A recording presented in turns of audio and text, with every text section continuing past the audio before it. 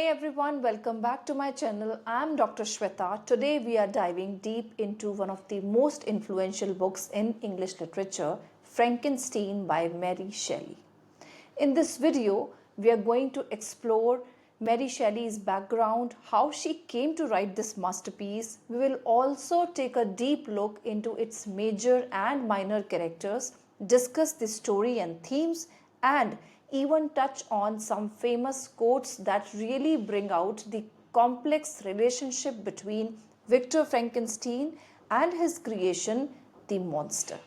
So grab your favorite drink and let's get started on this spooky journey of Mary Shelley's Frankenstein. Who is Mary Shelley? Mary Shelley was an English writer born in 1797. You might already know her as the author of Frankenstein, but did you know that she was just 18 when she started writing it?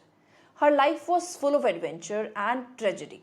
Her parents were famous writers too. Her mother, Mary Wollstonecraft, was a pioneer of women's rights, and her father, William Godwin, was a leading philosopher. Mary's own life was marked by personal loss and struggle, and these experiences definitely influenced her writing.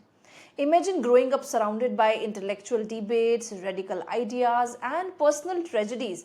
It's no wonder that when she was challenged to write a ghost story during a rainy summer in Switzerland, she produced a tale that has captivated readers for over 2 centuries. Now let us take a look at the birth of this novel called Frankenstein. So how did Frankenstein come to be? Well, in the summer of 1816, Mary, along with her husband Percy Bysshe Shelley or P.B. Shelley and other literary friends like Lord Byron, gathered near Lake Geneva. With the weather being gloomy and the mood even gloomier, they decided to have a contest to see who could write the best horror story. Out of this challenge, Mary's imagination took wings, and she penned what would later become Frankenstein, a story that not only terrifies but also makes us think deeply about creation, responsibility, and the cost of unchecked ambition. Let us take a look at the major characters in the novel Frankenstein by Mary Shelley. The first and the foremost is the central character or the protagonist, Victor Frankenstein, the ambitious scientist whose obsession with creating life leads him to build the monster. His passion for discovery turns into a nightmare when his creation rebels against him. Victor's story is one of the ambition, regret, and the heavy burden of guilt that he holds in his heart after he creates that monster. The second character, which is important, is the monster. Often mistakenly called Frankenstein, the monster is actually Victor's creation. He starts out innocent, yearning for acceptance and love from his creator, that is Victor Frankenstein. But the constant rejection by society and his creator as well, it slowly corrupts this monster. One of the most famous quotes from the book is when the creature says, "I ought to be thy Adam, but I am rather the fallen angel." This really shows the deep connection and the irony between him and Victor. The monster is in many ways a reflection of Victor himself. Both are products of ambition, of isolation, and ultimate regret. Then we have the character of Elizabeth Lavenza, Victor's adoptive sister and later his fiancée. She represents the innocence and love that Victor abandons in his obsession and in his quest for power. Although her role might seem secondary to the readers, she is crucial in highlighting the personal cost of Victor's ambition because she is the one who is sacrificed at the cost of his ambition. Then we have the character of Henry Clerval, Victor's best friend, who contrasts sharply with Victor's obsessive nature. Clerval's kindness and natural curiosity reminds us of a life that could have been lived without the destructive pursuits of forbidden knowledge. Then we have the character of Robert Walton, the explorer, the narrator, whose letters frame the entire narrative. His ambition to explore the Arctic mirrors Victor's, and through his perspective, we see both the promise and the peril of relentless ambition. It also teaches us that why relentless ambition causes the downfall of the man. These characters not only drive the story but also serve as vehicles for Mary Shelley to explore complex themes about humanity, about responsibility, and about the search for identity. Now, let us understand the story of Frankenstein briefly. The narrative begins with Captain Robert Walton, an explorer who is determined to reach the North Pole. He writes letters to his sister Margaret describing his journey towards the North Pole, towards the Arctic. During his expedition, Walton and his crew discover an exhausted man named Victor Frankenstein who is stranded on an iceberg. They rescue him, and Victor, in his weakened state, shares his harrowing story with Walton. Victor Frankenstein is from Geneva, Switzerland. With a keen interest in the sciences, he becomes fascinated by the secrets of life. While studying at the University of Ingolstadt, Germany, Victor obsessively conducts experiments. Driven by ambition, he decides to create life and assembles a creature from various body parts of dead people. On a stormy night, Victor succeeds in bringing the creature to life, but he is immediately horrified by its grotesque appearance, the ugly appearance. Confused and very remorseful of his act, Victor now abandons his creation and flees from the spot. The creature, intelligent yet isolated, wanders the countryside all alone. Despite its fearsome appearance and ugly looks, it longs for compassion and acceptance from someone. The creature secretly observes the De Lacy family, a blind man, his children Felix and Agatha, and their guest Sephi. And he gains the linguistic skills and understanding through their interactions with each other. This is the way he educates himself. Inspired by their kindness, the creature attempts to introduce itself, but he is met with fear and rejection everywhere he goes, leading to the deep feelings of anger and betrayal in the minds of that monster. Now, desperate for companionship, the creature tracks down Victor and demands the creation of a female companion for him. Initially, Victor agrees, but later, while he is compiling the female companion for him, he destroys the unfinished female out of concern for potential consequences that their union will lead to. Enraged by this betrayal, the creature vows retribution from Victor.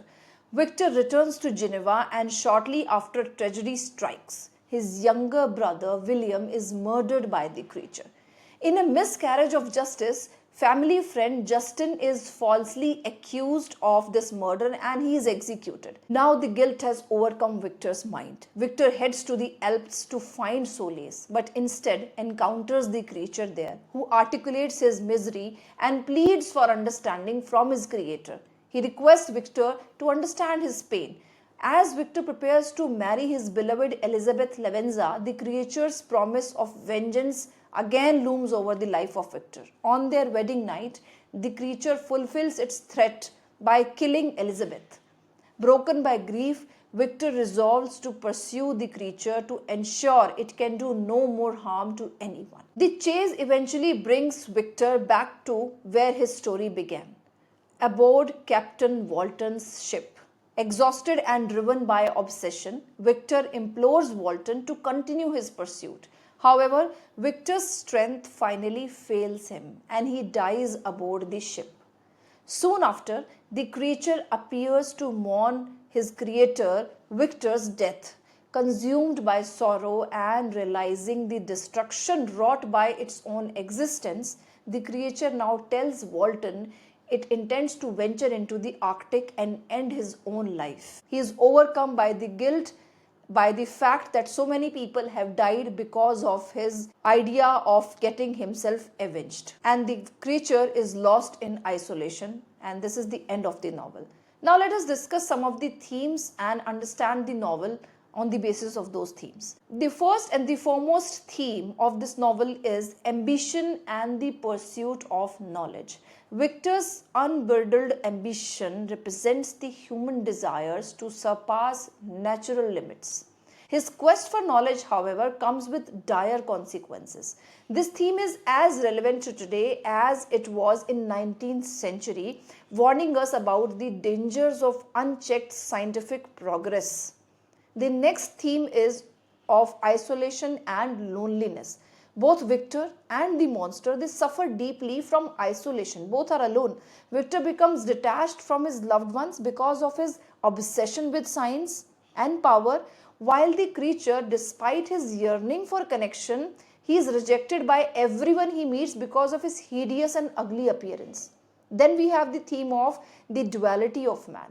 One of the most fascinating aspects of the novel is how the monster is portrayed as a reflection of Victor himself. In many ways, the creature embodies the darker side of Victor's personality, his guilt, his isolation, and the consequences of his ambition. When the monster says, "I ought to be thy Adam, but I am rather the fallen angel," it's a direct commentary on the creator-creation relationship and the inherent duality within each human being. Now let us look at this novel as a gothic fiction and the birth of science fiction along with it. Frankenstein is a cornerstone of gothic fiction. It's filled with dark, brooding atmospheres, foreboding landscapes, and a sense of impending doom that is about to happen. At the same time, it is also considered the first work of science fiction in English literature. The idea of reanimating dead matter through science was groundbreaking and continues to influence both literature and film even today. Let's look at some of the important quotes now from the novel and see what they stand for and how they deepen our understanding of the relationship between Victor and his creation. The first quote is, "I ought to be thy Adam, but I am rather the fallen angel," is of utmost importance. This line is spoken by the creature when he confronts Victor.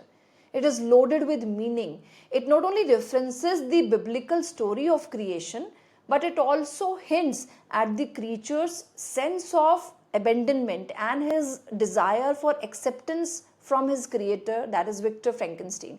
Instead of being a perfect creation like Adam, he sees himself as a fallen being, a rejected and misunderstood being. This quote perfectly encapsulates the irony of his existence and how much he mirrors or reflects Victor's inner conflict. The second important quote is, "You will rejoice to hear that no disaster has accompanied my embarking. I have no friend, Margaret. When I am glowing with enthusiasm of success, there will be none to participate in my joy." Though this quote comes from Walton's letters, it reflects the theme of isolation that is prevalent throughout the book. It mirrors Victor's own isolation and his eventual regret. Both Walton and Victor are driven by a desire to achieve the unachievable, something great, yet they pay the price with loneliness because at the end of their journey to achieve something extraordinary, they are always alone on their journey. The third important quote is, "Beware, for I am fearless and therefore powerful."